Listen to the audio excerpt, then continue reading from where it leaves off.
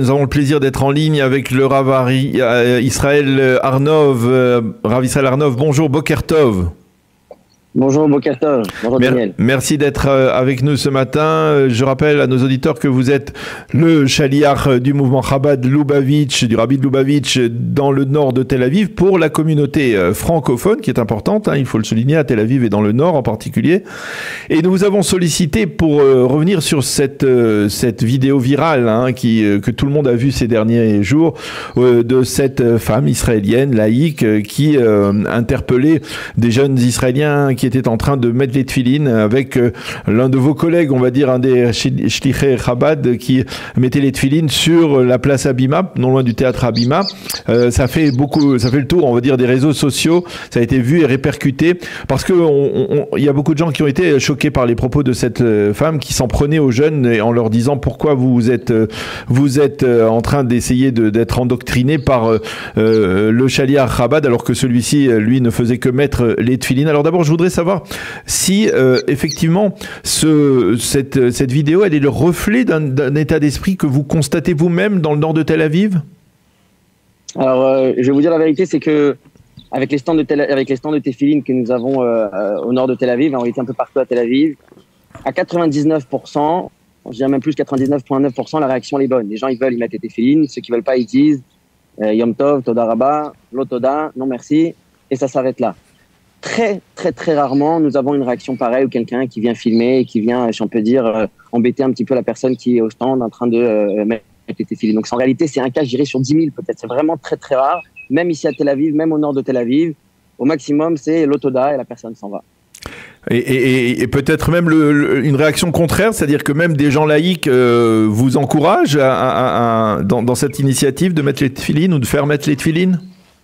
Alors ça, bien sûr, au quotidien, nous avons toutes sortes d'encouragements, des gens qui viennent d'abord mettre les tefilines, Chazak ou Baruch.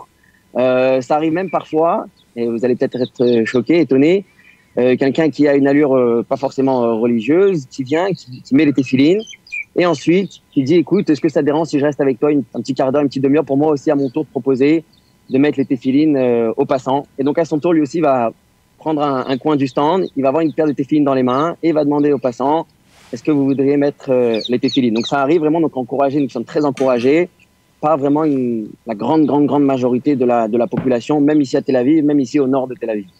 Comment alors vous expliquez cette vidéo virale qui circule sur les réseaux sociaux? Est-ce que c'est justement parce que c'est rarissime ou alors parce que on est dans un contexte de tension aujourd'hui dans la société israélienne entre laïcs et religieux orthodoxes? Alors je dirais c'est un peu les deux. D'abord, ce qui est viral sur les réseaux sociaux aujourd'hui, je pense, ne veut pas dire grand-chose. Ça va à une allure incontrôlable. Et parfois même la personne qui l'a mis sur les réseaux sociaux ne s'attendait pas à ce que ça aille si vite et que ça aille tellement de manière virale. Aujourd'hui, c'est une vidéo qui a été publiée, je pense, sur tous les réseaux sociaux, sur toutes les chaînes de télévision israéliennes. Et je pense que c'est lié aussi à la tension qu'il y a un petit peu en ce moment en Israël. Mais il faut se rappeler, et ça je l'ai vu moi-même, que finalement, même ces gens-là qui viennent et qui vont filmer, qui vont parfois être même très agressifs, je l'ai vécu moi-même, lorsque on les prend un à un, et peut-être pas avec devant la table des tefilines avec quelque chose qui les énerve particulièrement, peu importe la raison. Finalement, on retrouve quelque chose de très particulier. Le rabbin disait toujours que chaque juif a sa neshama, chaque juif au fond il est bon. Il faut creuser des fois il faut creuser un peu plus, des fois ça suffit juste une petite couche de poussière, mais à la fin, une fois qu'on a creusé, on arrive à trouver de l'eau vivante, comme les puits que Yitzhak avait l'habitude de creuser. On trouve une neshama qui est là.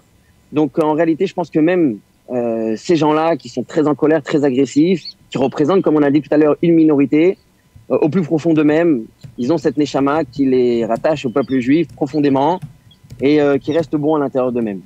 Donc je pense que c'est peut-être lié avec une certaine pression extérieure, superficielle de la situation en ce moment en Israël. Alors je voudrais profiter qu'on se parle pour peut-être revenir un peu sur ce mivtza des tefilines, parce que c'est le Rabbi Lubavitch, si je ne m'abuse, vous le savez mieux que moi, qui a initié ce mivtza, si je ne m'abuse, juste avant la guerre des 6 jours, ça fait près de 56 ans, cette opération s'est développée véritablement et c'est d'une certaine manière l'un des symboles du mouvement Chabad Lubavitch. Alors exactement en 1967, donc juste avant la guerre des 6 jours, c'était un Shabbat où le Rabbi a parlé de l'importance des tefilines. Le Rabbi avait cité ce que nos sages nous disent, que Verao, Kolame, Aret, Kisham, Hashem, Nikralecha, les nations, les peuples verront que le nom de Dieu est porté sur toi. La Gemara nous dit, Elo Atfilin, il s'agit ici des téphilines. Et donc, le Rabbi avait lancé cette campagne de téphilines. Alors, là-bas, c'était beaucoup dans les bases militaires et au front. Donc, le lendemain, une fois qu'on a réussi à faire passer le message en Israël, des États-Unis, il y a eu des centaines et des milliers de chassidim, de disciples du Rabbi, qui ont été au front et dans toutes les bases militaires pour mettre les téphilines aux soldats. Et ensuite, c'est quelque chose qui s'est propagé, non pas que en Israël et que pour les soldats et uniquement au front, mais ça a été dans tout Israël et dans le monde entier. Moi-même, qui ai grandi en France, à Paris, ensuite qui ai étudié un petit peu en Angleterre et ensuite à la Yeshiva aux États-Unis, dans toutes les différentes périodes de ma vie, j'avais un stand de téphilines le vendredi quand on sortait de la Yeshiva pour mettre les téphilines aux gens qui le souhaitaient. Il n'y a jamais eu aucune opposition, il n'y a jamais eu aucun problème, que ce soit en Angleterre, en France ou aux États-Unis et même en Israël. Et même dans le nord de Tel Aviv. Exactement. Parce que on a même entendu ces dernières semaines, il y avait des tensions avec une yeshiva israélienne qui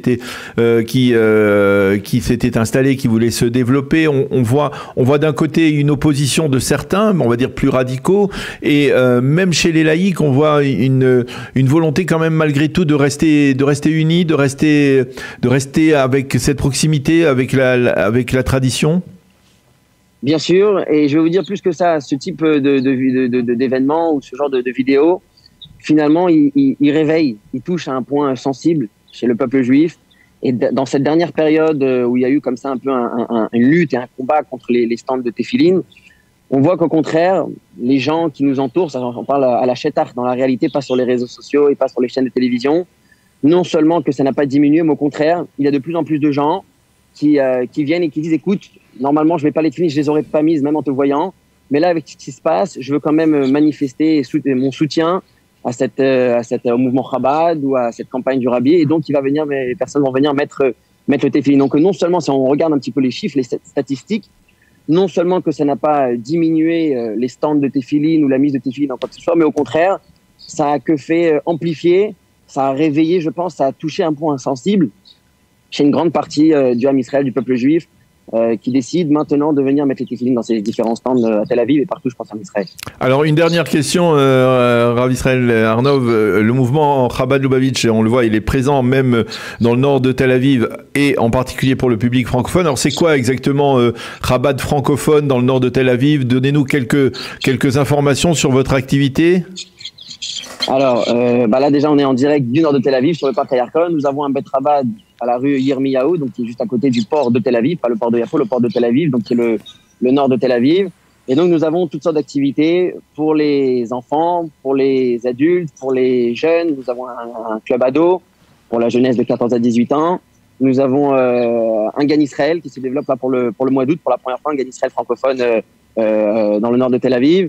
Des cours de Torah, des shiurim. Il y a vraiment toutes sortes d'activités pour qu'un Français, une personne francophone, lorsqu'elle fait son aliyah, elle ait la possibilité de retrouver sa communauté comme il avait l'habitude en France, chaleureuse, et donc qu'il puisse vivre un judaïsme chaleureux, joyeux, ici à Tel Aviv, dans le nord de Tel Aviv.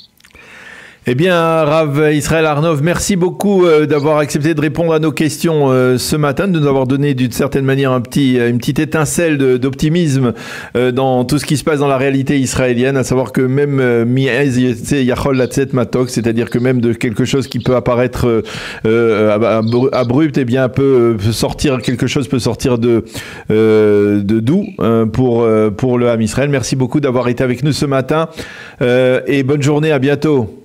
Merci à vous aussi, Daniel, et à tous les auditeurs et les auditrices. Bonne journée, Yom Tov.